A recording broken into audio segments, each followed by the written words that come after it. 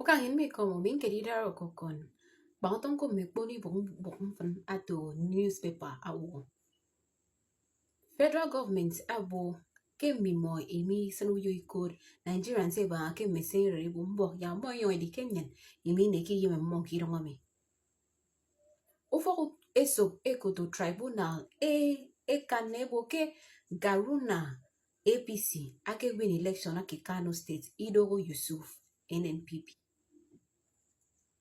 Mbone kong biare ywe formo itiura mbono woki mostere kene na mboni rongoro ike wood mbon joint task force awi itiaita.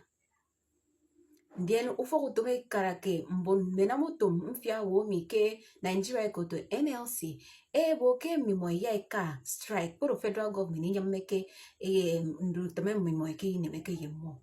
So ke mbangotong etiro.